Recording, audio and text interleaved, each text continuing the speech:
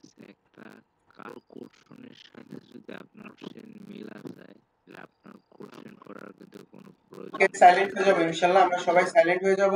আমি কোশ্চেন করব, সেটা যদি আরেকটা ভাই কই দেখেন আপনারা বুঝেন, একটা প্রশ্ন যদি আরেকজন ভাই কোশ্চেন এটা একটা জোন, এটা একটা জোন। এখন আমাদের একটা গ্রিন ক্যান্ডেল আসবে। দাদু মাইক মাইক আনমিউট করেন, মাইক আনমিউট করেন। ফয়সাল ভাইয়া, এই থামো সবাই। আচ্ছা, মাইক আনমিউট করেন সবাই। আমাদের এই যে হচ্ছে একটা জোন, আমি যেটা বোঝাচ্ছি এই হচ্ছে আমাদের একটা জোন। এখন আমাদের যদি কোনো গ্রিন ক্যান্ডেল বুঝেন, এটা কিন্তু সুন্দর করে বোঝাচ্ছি, ক্লাস 2-3 বার বুঝে নেবেন। আপনারা কোশ্চেনের কারণে হচ্ছে আপনাদের জন্য জানেন অনেকে অনেক ভালো বুঝে তারা ডিমোটিভেট হয়ে যায়, এটা কিন্তু আপনাদের ক্ষতির কারণে তারা হয়। যাই হোক, এই যে দেখেন একটা ক্যান্ডেল আমি আঁকতেছি, ক্যান্ডেল একটা গ্রিন ক্যান্ডেল আঁকতেছি, এটা দেখেই বোঝা যাচ্ছে এটা কতটুকু গেছে, 20 বা 25% কম। এর মানে কি ক্যান্ডেল পরবর্তীতে রিভার্স করবে। ডাউন ডিরেকশনও সেম লজিক, এখানে একটা এরকম ডাউন 3 ক্যান্ডেল রুলের জোন থাকবে, একটা রেড ক্যান্ডেল আসবে, এরকম একটা রেড ক্যান্ডেল 20, এটা দেখেই বোঝা যাচ্ছে খুবই কম, 20 বা 25% কম। এর মানে কি পরবর্তী ক্যান্ডেলটা কন্টিনিউ করবে, কত বড় হবে সেটা এখন বোঝার বিষয় না। আচ্ছা, এরপরে কি এটা হচ্ছে স্মল ব্রেকআউট, এটার নাম হচ্ছে স্মল ব্রেকআউট। এখন মার্কেট কি করছে এটা দেখেই বোঝা যাচ্ছে, সেটা এই দেখেন এটুকু হইতে পারে, এটুকু কত 25%-এর বেশি, এটুকু হইতে পারে, সমস্যা নেই, এটুকু হইতে পারে। আবার যদি এটা না হয়, যদি এরকম হয়, দেখেন এখান থেকে যদি একটা ক্যান্ডেল শুরু হয়, বুঝছেন, তার মানে কি এটাও আমাদের 99% বেশি হইছে। এর মানে কি পরবর্তী ক্যান্ডেলটা রিভার্স করবে, এটা একেবারে সুন্দর একটা কনসেপ্ট। কতটুকু হবে সেটা আমাদের বোঝার দরকার নেই, কারণ এখান থেকে এখানে আসতে মিনিমাম 30 থেকে 45 সেকেন্ড লাগবে। এর মানে আমরা শিওর হচ্ছি এখানে আমাদের ক্যান্ডেলটা আসবে। আপনাদের আরো একটা কথা বলে দিই, যেহেতু আসলেন শিখে রাখেন যে এই একটা ক্যান্ডেল হইলো আমাদের 25%-এর বেশি, পরবর্তীতে একটা রেড ক্যান্ডেল হইলো, এমনি তো এখানে আপনারা 100% শিওর আপনারা ডাউনে নেবেন, সমস্যা নাই। বাট যদি দেখেন এই পর্যন্ত আসছে, সমস্যা নেই। এখন এই যে জোনের নিচে যদি চলে আসে, তাহলে এখান থেকে আপনার আপ ডিরেকশনের একটা ট্রেড নিলে আপনাদের পরপর 2টা ক্যান্ডেল উইন হয়ে যাবে। আমার একটা ভিডিওতে দেখবেন এরকম একটা ক্লাস আছে, যে ক্লাসে আমি একটা ক্যান্ডেলে 2-3টা করে উইন নিচ্ছি।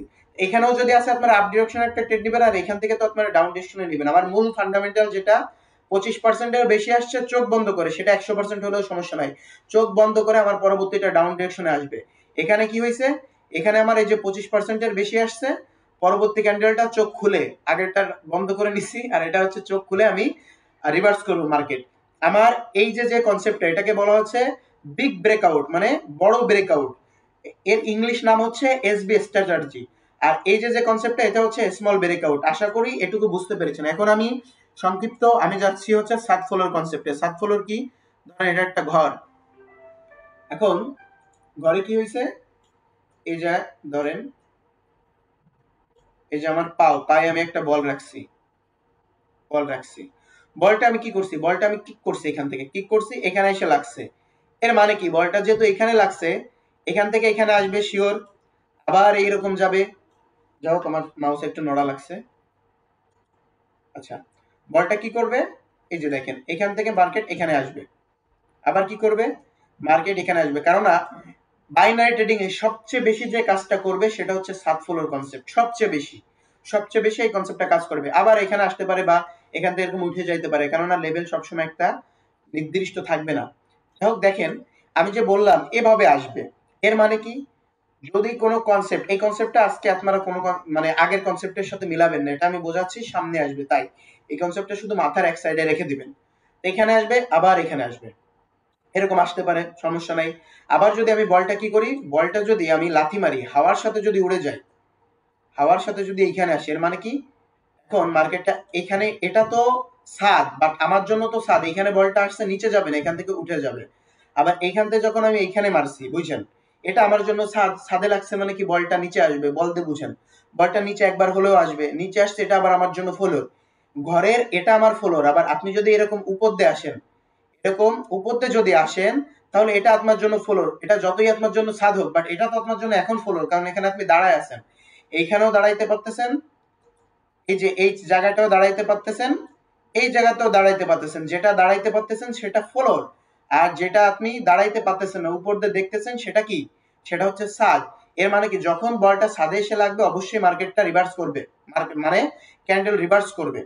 ওই যে আমি আপনাদের বললাম বিগ ব্রেকআউট হলে ক্যান্ডেলটা রিভার্স করতেই হবে, এর মানে ওইখানে দেখবেন কোনো না কোনো লেভেল আছে, সেটা রাউন্ড নাম্বারের হোক না কোনো লেভেল থাকবেই।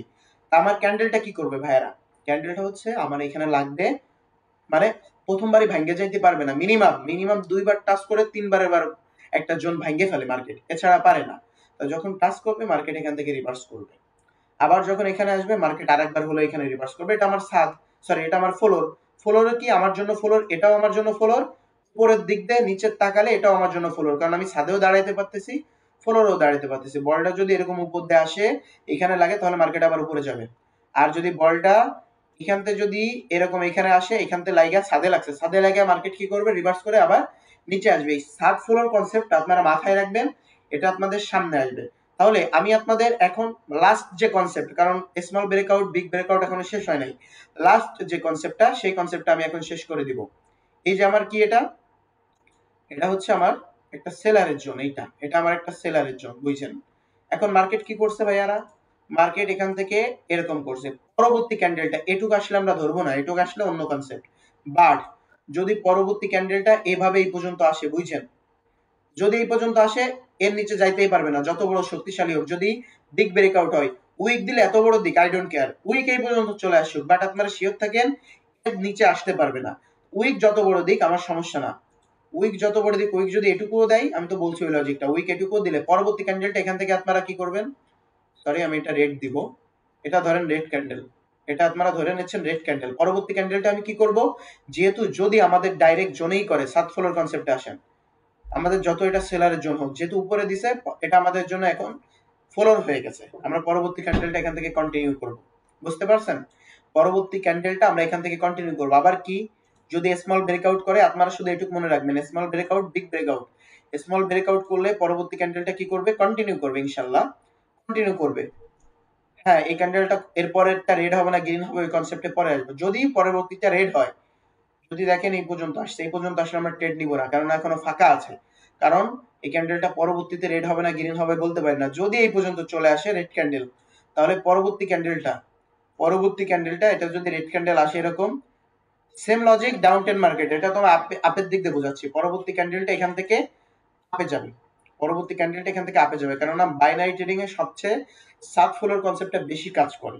এটা জোন হইতে পারে, এই যে দেখবেন যে টু ক্যান্ডেল রুলের একটা জোন হবে, কি হবে, জোন হবে, মার্কেট রিভার্স করেছে, পরবর্তী ক্যান্ডেলটা ক্যান্ডেলটা ফেক হয়ে গেছে, পরবর্তী ক্যান্ডেলটা এখান থেকে ডাউনে আসবে, একটা জোনই হোক, জোন কিন্তু শুধুমাত্র থ্রি ক্যান্ডেল রুলে একটু বড় হবে, আর বাকি সবগুলো তো উইক থাকলেও বড় হবে না।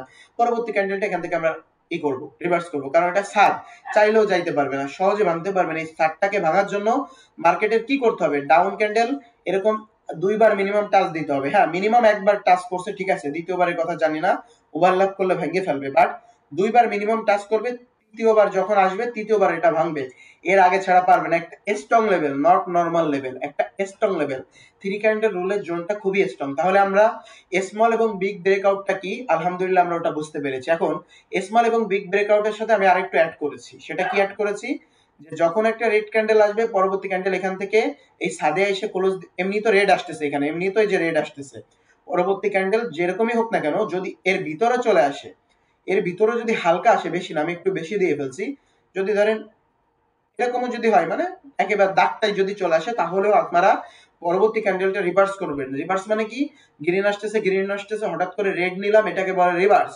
রেড আসতেছে হঠাৎ করে এই যে গ্রিন নিছি, এটা হচ্ছে রিভার্স ক্যান্ডেল। তো পরবর্তীতে আপনারা রিভার্স করবেন, কারণ এটা আপনার জন্য ফ্লোর, মাটি, আপনি চাইলেই মাটিতে লাফ মারলেই ঢুকে যেতে পারবেন না, বুঝতে পারছেন। প্রথমবার চাইলেই ভাঙতে পারবেন না, একটা ওয়ার্ল্ড রেকর্ড করা হয় ভাঙার জন্য। আশা করি আমার কনসেপ্টটা বুঝতে পেরেছেন। আপনারা যদি বুঝতে পারেন, আমি আমার ভিডিও রেকর্ড অফ করব। আর এখন আমি আপনারা বলি, যারা আপনারা স্মার্ট, একটু খুব সহজেই বুঝে যান, তাদের জন্য এনাফ এই ভিডিওটা দেখলে। আর যারা বুঝতে সমস্যা হয়েছে, তারা এখন লাইভে থাকবেন, আমি এক একজন করে ধীর স্থিরতার সাথে এক একজন আমাকে কোশ্চেন করবেন, আর বাকি সবাই লিভ দিবেন। দাঁড়ান আমি ভিডিওটা অফ করে নিই, না হলে আবার